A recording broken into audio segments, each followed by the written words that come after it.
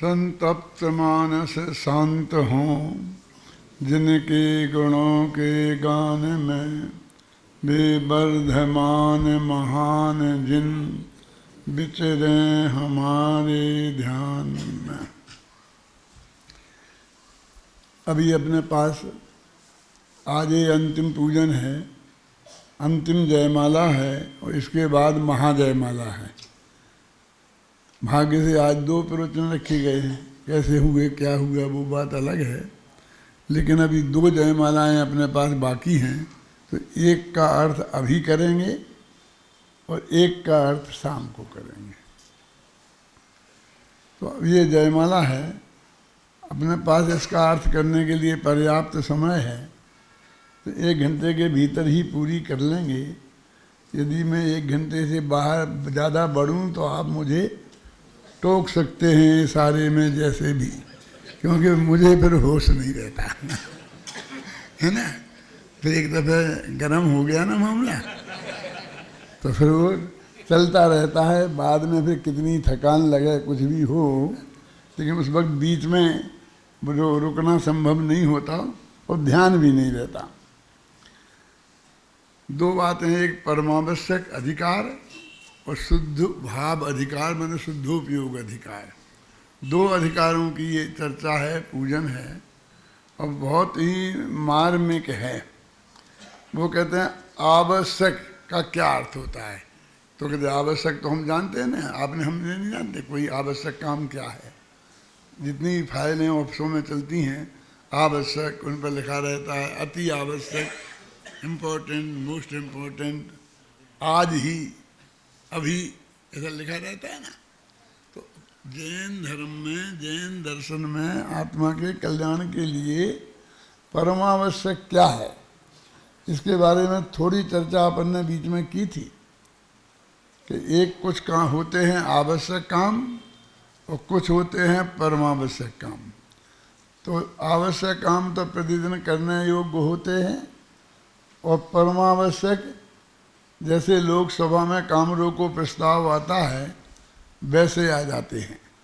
माने उनका कोई समय नक्की नहीं होता है, हर समय उन्हें आने का अधिकार रहता है। कोई भी आवश्यक काम चल रहा हो तो उसको रोक दिया जाता है।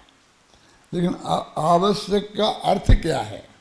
जब जरूरी, बहुत परम आवश्यक माने बहुत जरूरी, लेकिन इसमें कोई गजब की बात है। उन्होंने कहा जी आवश्यक बना है, वो अवश्य से बना है। अवश्य का भाव वो आवश्यक, समझिए ना। और अवश्य क्या है कि बस से बना है, बस में आ जोड़ करके अवश्य बनाया गया है। और बस माने क्या होता है? किसी के अधीन होना। क्या कोई किसी के अधीन में हो तो हम कहते ये उसके बस में है, हैं? तो कहते हैं कि जो किसी के बस में ना हो वो अवश्य है। तो बहुत ही उद्दंड होगा ना वो कि साहब इस पर किसी की नहीं चलती है, ये किसी की नहीं सुनती है, ये किसी के बस की बात नहीं है। क्यों? है? देखो, केवल ज्ञान शब्द है ना, इसका एक नाम असहाय ज्ञान भी है। शिक्षक विधान वगैरह में आएगा असहाय ज्ञान, कि जिसे किसी की सहायता की जरूरत ना हो उसे बोलते असहाय। लेकिन आजकल उसका अर्थ हम ऐसा करने लग गए कि उसको कोई सहायता करने वाला नहीं है, बेचारा गरीब है, एकदम अनाथ है। अनाथ शब्द भी क्यों? अनाथ माने क्या है? अनाथ माने सर्वश्रेष्ठ भगवान। हमने उनके अनाथालय बना दिए हैं। जिन बच्चों के माँ बाप नहीं होते हैं, खाने पीने को घर में नहीं होता है, कोई नहीं होता है, उन्हें हम अनाथ कहते हैं ना। अपने भगवान महावीर अनाथ थे, हैं? अनाथ माने जिनका कोई नाथ नहीं हो। हम ऐसे भी कह सकते जो सबके नाथ हों, लेकिन जैन धर्म इसको भी नहीं मानता। वो कहता क्यों कोई किसी का नाथ हो, तुम अपने नाथ हम अपने नाथ, समझे ना। तो अनाथ का फिर क्या अर्थ हो गया कि जिसका कोई नाथ नहीं हो, जिसके ऊपर कोई नहीं हो, जो हम अपने लिए सर्वोपरि हैं, हमारा कोई नाथ नहीं है, तो हम कहेंगे उसे अनाथ। इतना महान शब्द था और महान शब्द का हमने कितना गलत अर्थ समझने लग गए हैं। ऐसे कई शब्द हैं भाषा विज्ञान में कि जिनका जैन धर्म के साथ बहुत अन्याय हुआ है। अपने यहाँ बोलते हैं नंगा लुच्चा, किसे बोलते हैं? अरे उसकी क्या बात करें, वो तो नंगा लुच्चा आदमी है, उससे मत उलझना, कहते ना। अब वास्तव में तो नंगा माने होता है नग्न दिगंबर, और लुच्चा माने होता है केस लॉन्च करने वाला। वो परम दिगंबर संत मुनिराजों के लिए शब्द प्रयोग हुए हैं ये शास्त्रों में, और आज हम उसका कितना विपर्य अर्थ हो गया है, कितना गलत अर्थ हम समझने लगे हैं ना। तो ऐसे ही ये अवश्य शब्द है, माने जिसके बस में कोई नहीं हो, ऐसा नहीं, जो किसी के बस में ना हो, पूरा तरह आजाद हो। हमारा भगवान आत्मा एकदम अवश्य है कि अनादिकाल से हम 8 कर्मों के बस में हैं, भाव कर्मों के बस में हैं, द्रव्य कर्मों के बस में हैं, 9 कर्म के बस में हैं, राज्य के बस में हैं। क्यों कहते आत्मा किसी के बस में नहीं है, उसका नाम है अवश्य। और अवश्य का भाव वो आवश्यक, उन्होंने जिसके लिए कुछ भी जरूरी ना हो वो है आवश्यक। आवश्यक माने जरूरी मानते हैं ना हम लोक में, कहते हम किसी के बस में ही नहीं हैं, हमें किसी का कोई है ही नहीं है, तो हमारे लिए क्या आवश्यक है? कुछ नहीं, समझे ना। फिर हम कहते कि नहीं साहब, वो शासन नहीं होना चाहिए, तो अनुशासन तो होना चाहिए, अपने बस में तो हो। अब जी कहते तुम बस की बात तुम्हारी समझ में नहीं आती कि बस में, बस शब्द से तुम्हें ऐसा क्या राग है कि अपने बस, दूसरों के बस में नहीं हो तो अपने बस में हो। यानी इसे गुलामी पसंद है, इसको आज़ादी पसंद नहीं है। कहते हैं स्वतंत्र परतंत्र, परतंत्र माने दूसरों के अधीन, और स्वतंत्र माने अपने अधीन। हम ना अपने अधीन हो ना पर के अधीन हो, क्यों? ये ठीक नहीं है, ये बात हमारी समझ में ही नहीं आती है। क्यों? तो कोई तुम जैसा चाहोगे, हम जिसको जाने उसको हम जानेंगे, ऐसा नहीं होगा। इसका निर्णय हम करेंगे कि हम किसे जाने किसे नहीं जाने। क्यों? तो हम इसको आज़ादी समझते हैं। कहते ये तुम्हारे माथे काम हो गया ना, अब तुम काम के बस में हो गए हैं कि तुम्हें हम चाहेंगे वो करेंगे काम, और तुम चाहोगे और तुम करोगे, चाहे के बस में हो गए। तुम उसको आज़ादी की घोषणा कर रहे, तो क्या कर रहे कि हम जो चाहें वो करें, तो चाहें वो करें तो चाहे के बस हो गए ना, तो अवश्य कहाँ हुए कि भगवान के केवल ज्ञान में जो झलका है। यहाँ तक कि अभी मुझे ज़्यादा समय नहीं है इस वक्त, नहीं तो परीक्षा मुख्य सूत्र के आधार पर ये बहुत आसानी से सिद्ध किया जा सकता है कि प्रत्येक समय की जो हमारे क्षयोपम ज्ञान की पर्याय है, उसका गे क्या बने ये अनादि से नक्की है। किसने नक्की किया? किसी ने नहीं किया। हम क्योंकि किसी के अधीन नहीं है, तो हम किसको जाने उसको का निर्णय हम करें तो हम समझते हम स्वाधीन हो जाएंगे। वो कहते हैं हम करें तो सारा बोझा हमारे माथे आ जाएगा, तो क्या करें फिर? कहते वो जो नक्की है होता सहज परिणाम, वो सहज हो ही होगा। हमारा चित्त उसे स्वीकार करे, उसका नाम है अबस। क्या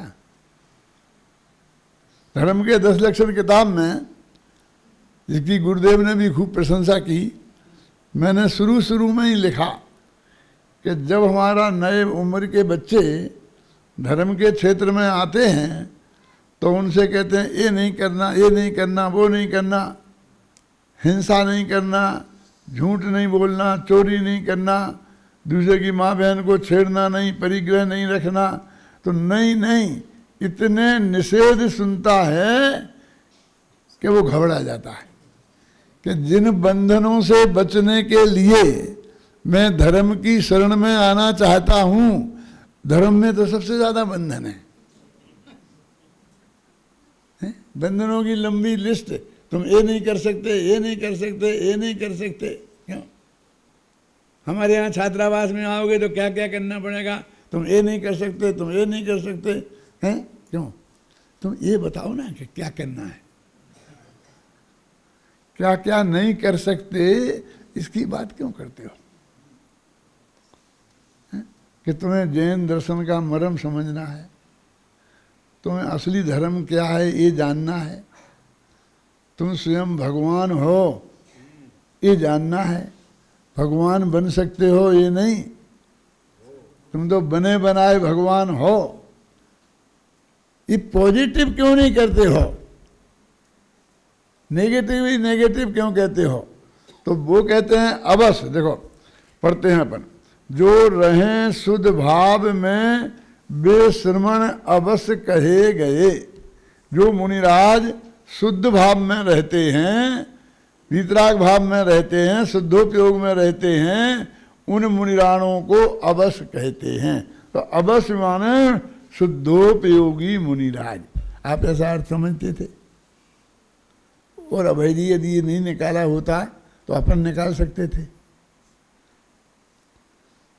पूज्य गुरुदेव श्री ने अपन को निकाल के बताया, और उनको पद्म पर मलधारी देव ने बताया। मूल कुंद कुंद की गाथा में भी बात थी, फिर भी हम उन्हें पढ़ करके भी नहीं जान सकते थे। इसलिए हमारे लिए गुरुदेव की बहुत बहुत महिमा है। क्या? जो रहें शुद्ध भाव में बेश्रवण अवश्य कहे गए, और जो शुभाशुभ भाव में रे बेश्रवण है अन्य बस। अब अन्य बस कौन है? फिर अवश्य भी तो अवश्य है कि जो शुभ भाव में है तो अन्य बस है। अब जिसको तुम धर्म कहना चाहते हो उसको वो अन्य बस कह रहे। हमारा स्वभाव तो है अवश्य, और ये अन्य बस है शुभ पुण्य पाप में रहना। क्यों? यदि उदय कर्म के उदय की अपेक्षा लगाओ तो कर्म के उदय के अनुसार, यदि विषय की अपेक्षा लगाओ भाई तो कहेंगे कि पर के लक्ष्य से ही होता है ना शुभ भाव और अशुभ भाव। करने के लक्ष्य से होता है शुभ भाव, दान करो, दया करो। तो ये अन्य बस हैं, माने पराधीन लोग हैं। अन्य बसता क्या है? तो कहते हैं शुभाशुभ भाव में रहने वाला वो अन्य बस है, और वीतराग भाव में रहने वाला स्वबस है। अवश्य स्वबस है क्या? अवश्य है ना। स्वबस में भी बस है, लेकिन हमें तो बस को हटाना है, तो बस के विरुद्ध अवस होता है। स्वबस तो परवश के विरुद्ध है, लेकिन स्वबस और परवश दोनों के विरुद्ध है अवस। ठीक है? देखो, द्रव्य गुण पर्याय के जो विकल्पों में लीन हो, वे भी विकल्पातीत ना बस इसलिए हैं अन्य बस। अब देखो, आज किसी ने मेरे से प्रश्न किया था कि द्रव्य गुण पर्याय का विचार करें कि नहीं करें। अब लिखा है, क्लियर लिखा है कि द्रव्य गुण पर्याय का विचार करो तो भी तुम अन्य बस हो। देखो ये छंद में है, ये छंद तो सरल भाषा में लिखे गए और पढ़ने से ख्याल में आ जाते हैं, लेकिन इनके लिखना इतना आसान नहीं था। भाई जी आप तो करते हो तो आपको तो अंदाजा होगा इसका। 25वें दफे हम इसको आगे पीछे से पढ़ते हैं, जब उस मय हो जाते हैं और तब कभी रात के 2 बजे कलम चल जाए क्यों है? तो ये नहीं होता है कि अभी तो सोने का टाइम है। यदि मैं रात के 2 बजे आपको फोन करूं कमल जी, तो आप छूटते ही मेरे से कहेंगे कि पंडित जी घड़ी देखो कितने बजे हैं। आपको मैं इतनी बात नहीं जानते आप कि किसी को 11 बजे बाद फोन नहीं किया जाता है। पहले मुझे आप ये सिखाएंगे। सब मैं कहें मेरी बात तो सुन लो, फिर कहना जो तुम्हें कहना है। यदि तुम ये क्यों नहीं सोचते हो कि बहुत आवश्यक काम होगा, क्यों जो रात के 2 बजे फोन लगाया, ये इतना नहीं जानते हो कि 2 बजे नहीं लगाया जाता, ऐसा तो हो नहीं। इतनी तो बात समझते ही हैं, इतने समझदार पंडित जी हैं, तो फिर भी लगाया है तो तुम कुछ समझो कि बहुत कोई जरूरी बात होगी। कि ये कहें कि मेरे पिताजी को हार्ट अटैक हो गया है, कि स्वर्गवास हो, कुछ भी ऐसी कोई बड़ी बात हो तो फिर आप ये कहेंगे कि नहीं नहीं कोई बात नहीं है, आपने जगा लिया। क्या बात है, जगाना ही चाहिए था, हैं?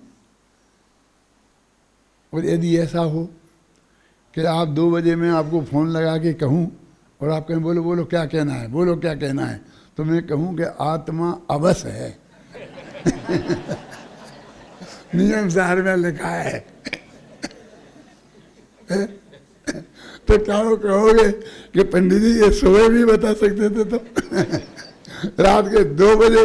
तुम ये क्यों नहीं सोचते हो कि मैंने रात के 2 बजे सबको नहीं जगाया है, अकेले तुम्हें जगाया है। मेरी दृष्टि में तुम कितने महत्वपूर्ण हो इसका विकार नहीं आया तुम्हें। तुम हमें समय बताते हो, क्यों क्यों आपको ये बात इतनी आवश्यक लगती ही नहीं है, हैं? कि ये बात इतनी आवश्यक है कि भाई मेरे ख्याल में अभी अभी आई है, तो मैंने कहा कि कमल जी को तो बता दें कम से कम, तो मेरे से नहीं रहा गया तो मैंने आपको फोन लगा दिया। ऐसी महिमा आई है कभी कोई तत्व ज्ञान की गुत्थी सुलझी हो। एक वैज्ञानिक के बारे में आता है कि वो कोई उधर भुन में था, कोई रिसर्च कर रहा था। अब वो रिसर्च उसकी समस्या का समाधान नहीं मिलता था, तो वो नहा रहा था बाथरूम में। अब विदेशों में तो पहले से ही है, अंदर से बाथरूम बंद करके नंगे होके नहाते हैं। अब हिंदुस्तान में भी धीरे धीरे चल गया है, क्यों? तो वो ऐसा नंगा नहा रहा था। हिंदुस्तान में तो पहले नंगे नहाते ही नहीं थे, कपड़े पहने ही नहाते थे, क्यों? तो वो एकदम उसकी समझ में बाथरूम में आया उस प्रश्न का हल। कौन सा? वो जो शोध कर रहा था। राजा ने कह रखा था इसके बारे में तुम शोध करो तो तुम्हें बहुत पुरस्कार मिलेगा और बहुत बड़ा काम है। तो वो दौड़ के उठ के वो सीधा राजा के दरबार में पहुंच गया, नंगे ही।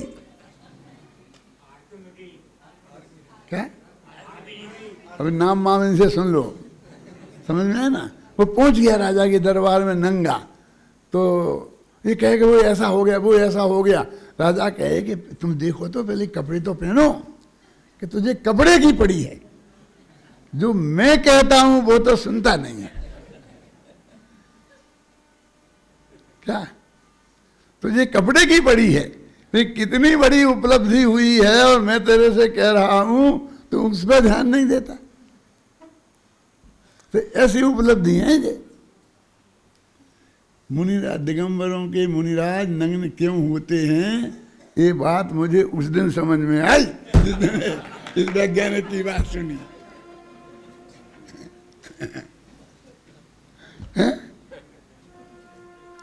और वो जो महातत्व, जो इतनी महत्वपूर्ण बात होती है, वो नग्न दिगंबरों के मुंह से ही निकलती है।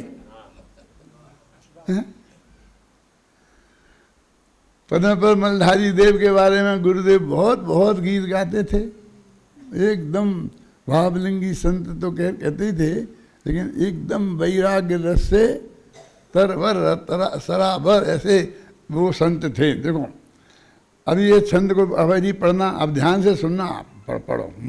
जो रहे शुद्ध भाव में वे श्रमण अवश्य कहे गए, अर जो शुभ भाव मेरे वे श्रमण हैं अन्य वश। द्रव्य गुण पर्याय के जो विकल्पों में लीन हो, वे भी विकल्पातीत न बस इसलिए ही अन्य। द्रव्य गुण पर्याय के विकल्पों में उलझे हों वे भी अन्य बस हैं। क्यों?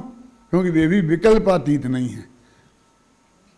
अवश्य तो विकल्पातीत होते हैं और वे तो विकल्पों में उलझे हैं, इसलिए वे भी अवश्य नहीं है, अन्य बस हैं। और अगला छंद पढ़ो।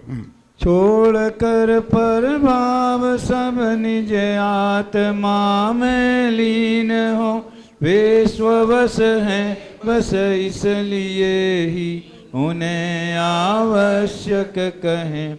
जो रहे आत्म स्वभाव में शुद्धोपयोगी संत, वे हैं परम आवश्यक उन वीतरागी संत के। अब इसमें ध्यान दो, उनको जो आत्मा में लीन है पर भाव को छोड़कर, समझे ना, वे स्वबस हैं इसलिए उन्हें आवश्यक कहते हैं।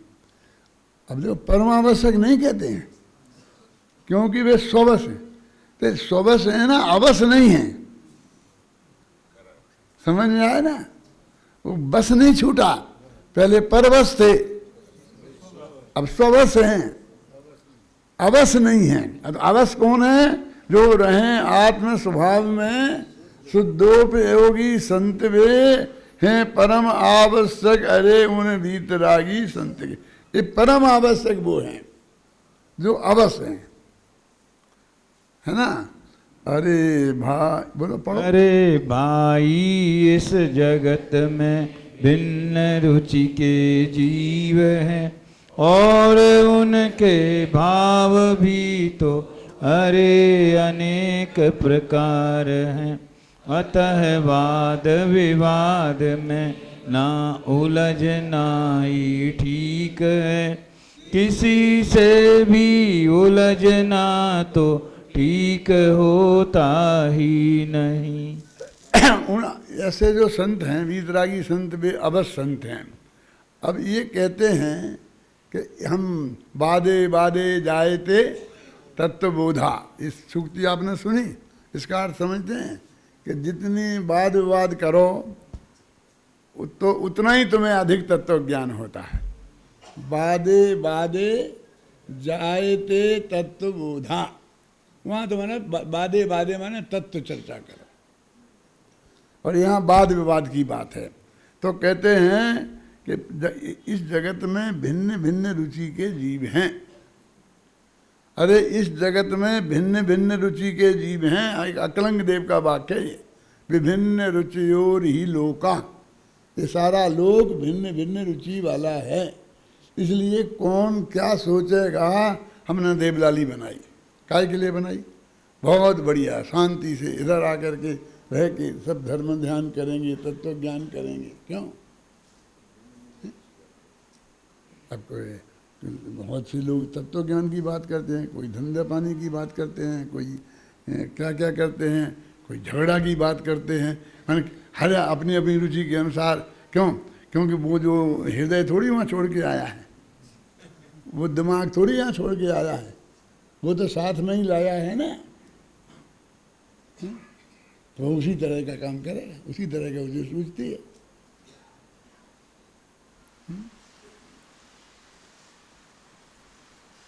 माने उसे उसी तरह की सोचती है, तो वो ऐसी बातों में उलझ जाता है। मैं आपको बहुत मुझे दिमाग में आ रहा है, करीब 60 साल पुरानी बात बता रहा हूँ। ये जैन समाज में एक पंडित राजेंद्र कुमार जी थे, और वे राजेंद्र कुमार जी पंडित जी वाद विवाद करने में बहुत मास्टर थे। इसलिए जब उस वक्त आर्य समाजियों से बहुत वाद विवाद होते थे, और ख़ासकर ईश्वर जगत का करता है कि नहीं करता है, ये सब्जेक्ट रहता था। तो अपनी समाज दिगंबर जैन समाज की तरफ से राजेंद्र कुमार जो पंडित जी थे वो हेड थे और उनके लिए एक संघ बनाया था, दिगंबर जैन संघ। वो संघ माने वाद विवाद करने वाला संघ, और मथुरा में उसका ऑफिस था। सच्ची घटना है बिल्कुल। वो राजेंद्र कुमार पंडित जी बाल ब्रह्मचारी थे, मैंने उन्हें देखा है। वो राजेंद्र कुमार जी की ये हालत हो गई थी कि जब वो मैंने उन्हें देखा तो वे अशोकनगर में था, मैं करीब तो अशोकनगर में आए तो और दुनिया भर की सब बातें हो रही थी, और वे जेल में जाने की नौबत उनकी आ गई थी, पंडित जी राजेंद्र कुमार जी की। तो उनकी क्यों, ये पंडित जी तो इतना बढ़िया वाद ये सब करते थे, इतना बढ़िया धर्म के क्षेत्र में थे, तो इनके लिए कैसे हो गए। तो हम जब 10-5 लोग बैठे थे तो सोनागिर में अपना क्षेत्र है ना, तो पहाड़ी पर किसी अजैनी ने एक मड़िया बना दी थी छोटी सी, समझते हैं ना, मड़िया बनाना समझते हैं ना। तो उसका झगड़ा करता था वो, पहाड़ पर कब्जा उसका हो जाए, अभी तो पूरी दिगंबर जैन समाज का कब्जा था, तो वो बहुत परेशान करता था। तो वहाँ जो मैनेजर थे वो रिटायर्ड तहसीलदार थे, उनका नाम दौलत राम नाम था। तो वे दौलत राम जी आए हुए थे अशोकनगर समाज के पास कि मैं क्या करूं, आप बताओ कोई रास्ता। वो पंडित जी भी आए हुए थे, तो हमारी उस मीटिंग में पंडित जी भी बैठे थे। तो छूटते कह रहे उसमें क्या दम है, अब भी हाल में मेरे को सौंप दो, मैं ठीक कर देता हूं। क्या ठीक कर दोगे? अरे मैं 10 केस दिल्ली में उसके ऊपर लगा दूंगा, आएगा तो उसकी पिटाई कराऊंगा गुंडे से, सारा ठीक हो जाएगा। ये सच्ची घटना मैंने इन कानों से सुनी। तो मैंने उसी दिन कह दिया शाम के प्रवचन में कि ये पंडित जी की दुर्दशा इसीलिए ऐसी हुई है। अब ये भी बड़ी दुर्दशा में हो गए। कैसे होगा वो की 2 मिनट की कहानी सुन लो कि वो खूब थे, बात करते थे, जाते थे, जैन समाज में सबसे बड़े पंडित कहलाते थे। तो एक फिरोजाबाद में सेठ थे, छदामी लाल उनका नाम था। तो छदामी लाल सेठ ने पंडित जी से दोस्ती करी, तो सेठ जी और पंडित जी की दोस्ती हो गई। तो उनने कहा पंडित जी तुम्हारे खर्चे के लिए पैसे चाहिए पड़ते हैं ना, तो यहाँ वहाँ चंदा करना पड़ता है इस संघ की लड़ाई लड़ने के लिए, तो मैं एक कारखाना आपको खुलवा देता हूँ। उनके 10-5 कारखाने थे, वहाँ चूड़ियों के कारखाने बनते हैं। तो एक कारखाना पंडित जी को हेड बना के वो खुलवा दिया, और सब शेयर मेयर जो उसके थे वो सब पंडित जी के नाम, उनके दोस्तों के नाम कर दिए। अब धीरे धीरे पंडित जी उस कारखाने के मालिक बन गए। मालिक बन गए तो उनकी शादी करने का शौक चल रहा है। फिर मतलब जो दुर्गुण जितने आते हैं कारखाने वालों के, वे सारे दुर्गुण उन पंडित जी में आ गए। और इसी तरह फिर उन्हीं सेठ जी से उनका झगड़ा हो गया। वैसे सेठ जी भी वैसे ही थे और वे भी वैसे ही थे। तो 10 केस इनने उन पे लगा दिए, 20 केस उनने इन पे लगा दिए, और फिर धमाधम वजह शुरू हो गया। क्या? और उनकी फिर वो जो कारखाना भी सेठ जी ने छीन गया, केस में से लग गया, सब उनके हाथ में से चला गया। अब कुछ नहीं रहा उनके हाथ में। कल खाने की व्यवस्था नहीं थी। इस हालत में पंडित जी आए थे वहाँ बात करने, और वो बात तो भूल गए। जब उन्हें सोनागिर का उपाय पूछा तो फटाफट उनने वही उपाय बताया जो वे उनने अपनाया था और भोगा था। क्या करें, कैसे भी बुद्धि वाले होते हैं, क्या करें हैं? मेरे कहने का अर्थ है कि आप विवेक से निर्णय करके देखो। सबस है, अन्य बस है, ये लड़ने मरने वाले को जहाँ भी जाएगा ऐसा लगता है कि ऐसे जीव नरक से आए हैं। तो मार काट मची रहती थी, तो यहाँ आकर के भी चैन नहीं पड़ती है, पुरानी आदत गई नहीं है। और यहाँ नरक में जाने वाले हैं तो सोचते हैं यहाँ भूल जाएंगे तो फिर वहाँ ये लड़ाई लड़नी पड़ेगी तो कैसे लड़ेंगे? आप समझिए, किसका बस, कौन बस? ये शुभ भाव को भी अन्य बस कह रहे हैं। क्यों? ये गुण भेद के विचार को भी अन्य बस कह रहे हैं। ये वो जगह है, पूज्य गुरुदेव श्री के वो स्थान है, हम उनके शिष्य हैं। क्या पढ़ो ना भाई जी, क्या लिखा? अरे भाई, अरे भाई इस जगत में भिन्न रुचि के जीव हैं और उनके भाव भी तो अरे अनेक प्रकार हैं।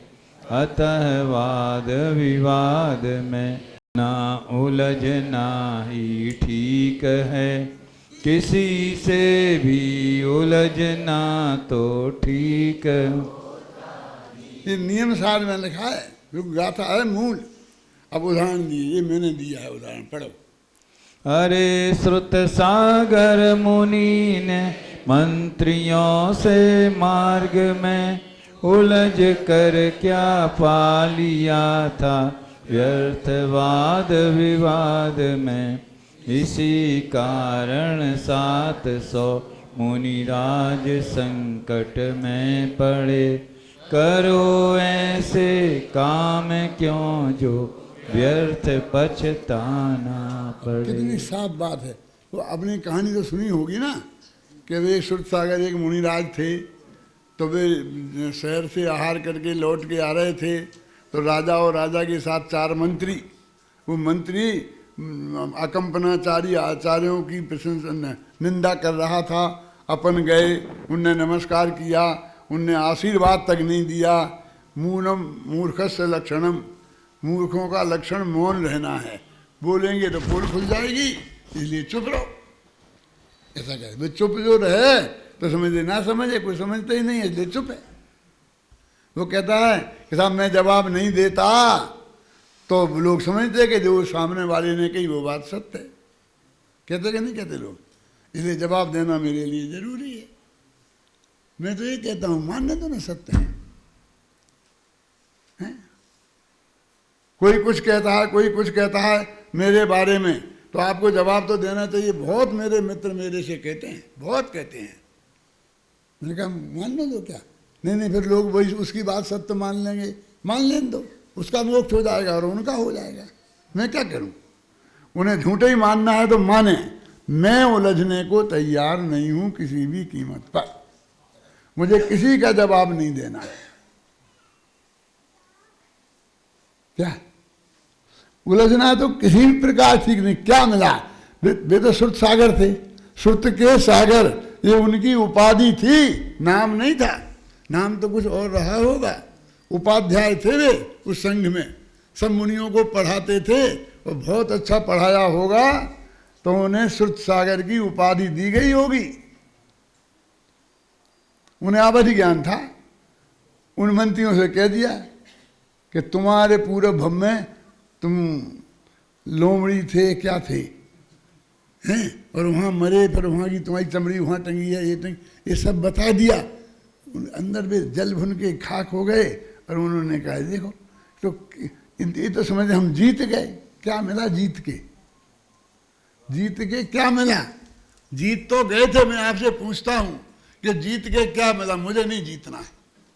अभय जी, नियम रखना जिंदगी भर कि हमें जीतना नहीं है, क्योंकि जीतेंगे तो उसकी और कसाई बढ़ेगी, तो फिर वो और कोई रास्ता निकालेगा। फिर और जब झूठा ही काम करना है तो 2 नहीं तो 4 करेगा। क्यों? बेचारे 700 मुनिराज संकट में पड़ गए।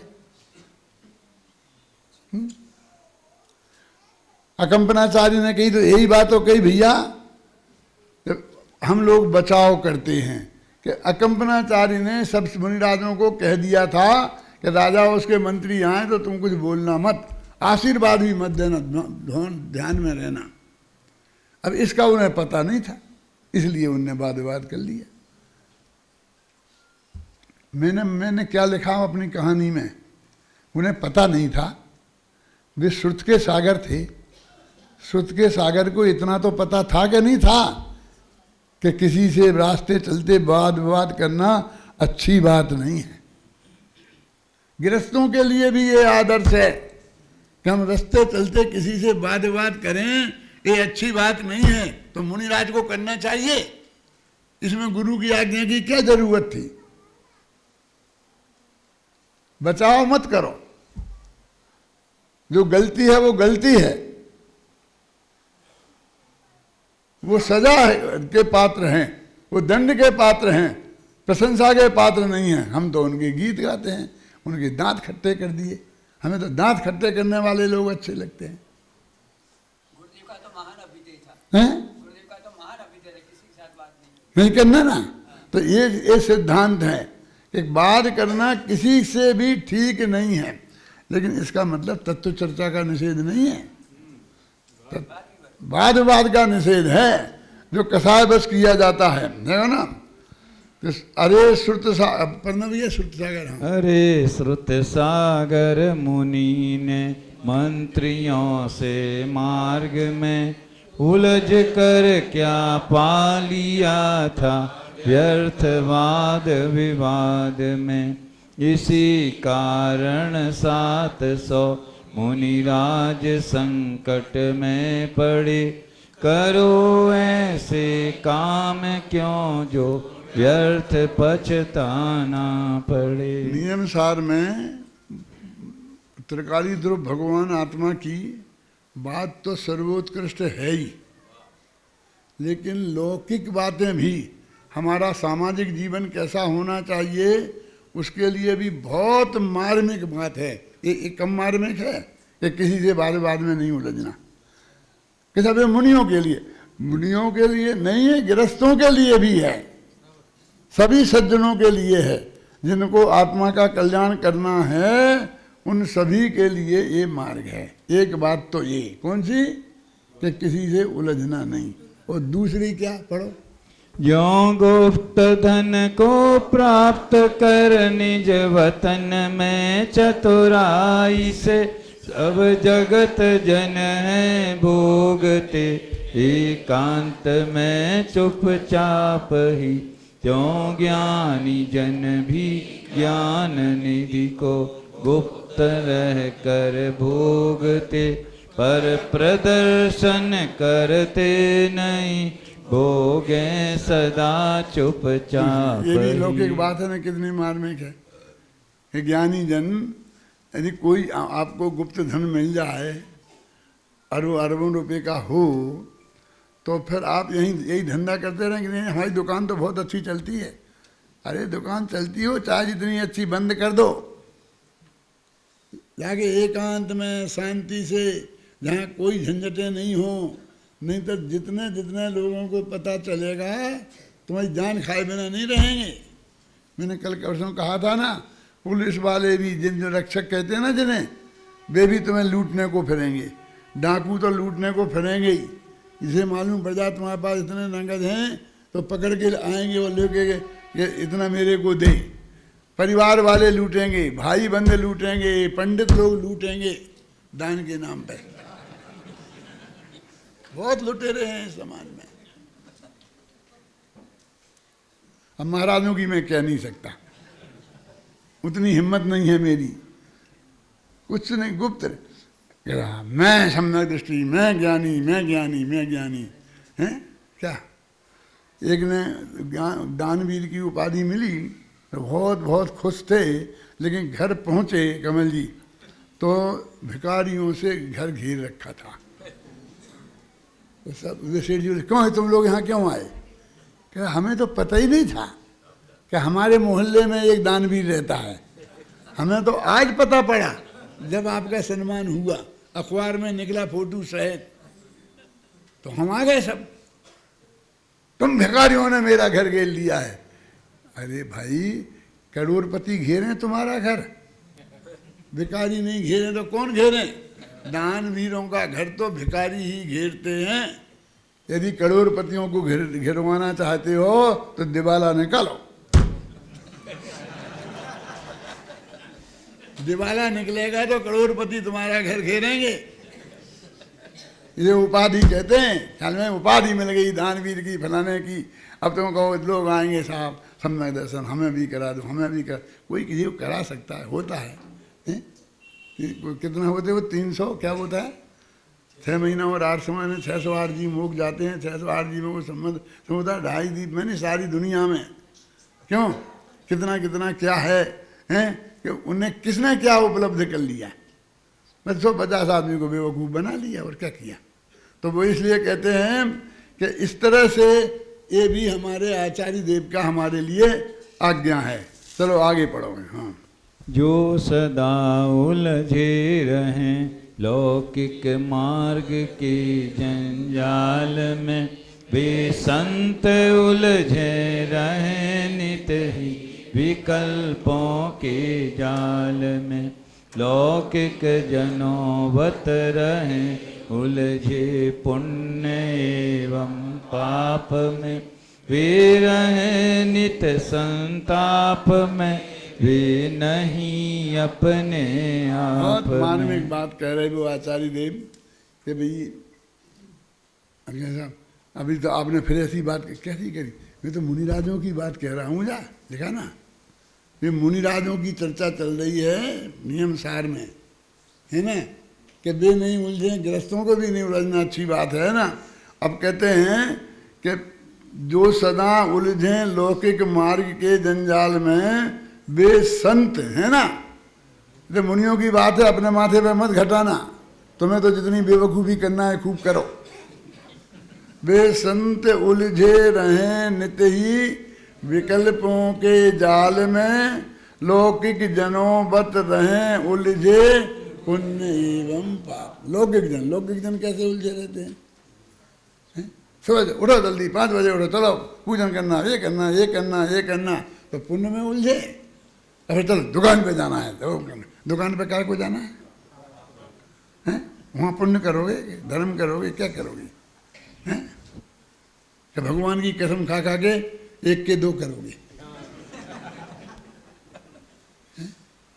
पुण्य में उलझे, पाप में उलझे, पुण्य में उलझे, फिर पाप में उलझे। देखो लौकिक जनों बत, ऐसा कहकर लौकिक जनों की बात की, गृहस्थों की बात की अभय जी, और बत कह करके संतों की बात की, दोनों ही जने। देखा, लौकिक जनों बत रहें उलझे पुण्य एवं पाप में, वे रहें नित संताप में।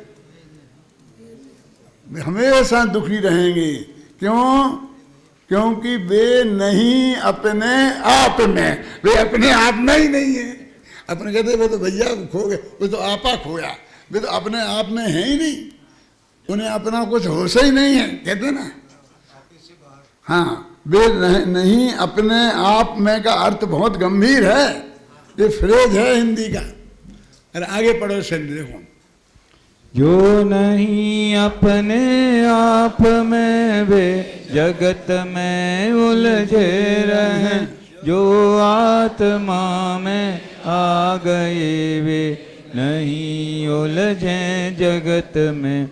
जो जानते पहचानते वह ध्यान आत्म का करें, वे संत जन आ गए, वे आत्मा में आत्मा। वे आत्मन, वे संत आत्मा में आ गए हैं। ये एक आत्मन संबोधन है, और एक आत्मा में आ गए, मैंने अपने आत्मा के ध्यान में लग गए, उन्हीं दुनिया की काजदारी में उलझे रहे। ये करना, जहाँ जाना वहाँ कुछ ना कुछ प्रोजेक्ट खड़ा करना है ना। पढ़ो और आगे पढ़ो। शुद्धोपयोगी संत आत्म ज्ञान में, श्रद्धान में, निज आत्मा में जम रहे, रम रहे आत्म ध्यान में। संयोग में उलझे नहीं, हर विकल्पों से पार हैं, वे असंयोगी निर्विकल्पक भव जलधि से पार हैं। अब भव जलधि के पार कौन है? इन संसार समुद्र को पार करने वाला कौन है कि जो इन विकल्पों में नहीं उलझते हैं। हाँ आगे। असंयोगी निर्विकल्पक रहें आत्म ध्यान में, शुद्धोपयोगी कहें उनको, वीतरागी मार्ग में, वीतरागी मार्ग ही है मुक्ति मार्ग। लोक में दिव्य ध्वनि में समागत जिन मार्ग के आलोक में। ये बात दिव्य ध्वनि में आई है, समझे ना, जिन मार्ग के आलोक में बताई जा रही है कि वीतरागी ही ये मार्ग है, शुद्धोपयोग ही मार्ग है। इस मार्ग में ही संतजन आवें और श्रावक भी इसी मार्ग में आवें। अभी कहते कि नहीं, बहुत से लोग तो इसकी बहुत निंदा करते हैं। आप लोगों की कितनी निंदा होती है आपको पता नहीं है, तो उनके लिए अंतिम छंद है। हाँ। इस वीतरागी मार्ग की यदि कोई ईर्ष्या भाव से निंदा करे, मिथ्यात्व तीव्र कषाय के आवेग में, उसे सुन कर भव्य इस मार्ग को ना छोड़ना। यदि चाहते हो मुक्ति तो इससे न मुख को मोड़ना। ये जो मार्ग बताया है, वीतरागी मार्ग, शुद्धोपयोग का मार्ग, सच्चे धर्म का मार्ग, कोई आदमी इसकी निंदा करें, इस जगत में बहुत लोग ऐसे हैं, तो उनकी उस बात को सुनकर इस वीतरागी मार्ग के प्रति जो तुम्हारी आस्था है उसे छोड़ना मत, क्योंकि उससे तुम्हारा बहुत नुकसान होगा। अपने को इस वीतरागी मार्ग में लगाए रखना, यही यदि सच्ची बात है, इससे मुख मोड़ना अच्छी बात नहीं है। दो करे शुद्ध उपयोग यह परमावश्यक भाव, धर्म धर्म यह एक ही है यह परम स्वभाव। एकमात्र इस भाव से होते हैं सब सिद्ध, एकमात्र आराध्य जग में परम प्रसिद्ध। इसलिए शुद्धोपयोग ही परमावश्यक कर्म है। आवश्यक अधिकार था और शुद्धोपयोग अधिकार था, एक ही पंक्ति में दोनों ही आ गए। एकमात्र शुद्धोप ही परम आवश्यक कार्य है, यही परम धर्म है, यही आत्मा का परम स्वभाव है। ये परम शब्द जहाँ लगता है उसका आंख मीच करके ये अर्थ करना परम शुद्ध निश्चय है का विषय। परम परम शब्द लगते हैं ना, परम एकमात्र इस भाव से ही सब जीव सिद्ध होते हैं। मोक्ष का एक ही मोक्ष मार्ग है, ये शुद्धोपयोग। तो रमन जी ने लगा शुद्धोपयोग रूप मुनि धर्म को अंगीकार करे, तो लगा ना, एक लगा शुद्धोपयोग ही मार्ग है और कोई मार्ग नहीं है। हमने एकमात्र आराध्य है, यही जागरे जगत में प्रसिद्ध है, इसको ही धर्म समझना, यही सब है। इन पंक्तियों के साथ नियमसार शास्त्र पूरा किया आचार्य कुंद देव ने। और ये जो अपन इसमें है 90% माल कुंद का है, उसको स्पष्ट किया है पद्मापर मलधारी देव ने। रही सही कसर थी वो पूज्य गुरुदेव श्री ने पूरी कर दी। अपन तो उसको इकट्ठा करके एक याद कर रहे हैं। और इन समझो 3 महापुरुषों का यदि हमको सानिध्य उपलब्ध नहीं होता तो हम ये रहस्य नहीं समझ सकते थे। ये हमें उपलब्ध हो गया है, इससे बड़ा सौभाग्य कोई हमारा नहीं है, और हम इसे अपने जीवन में अपनाएं। इस भावना के साथ मैं अभी की बात समाप्त करता हूँ।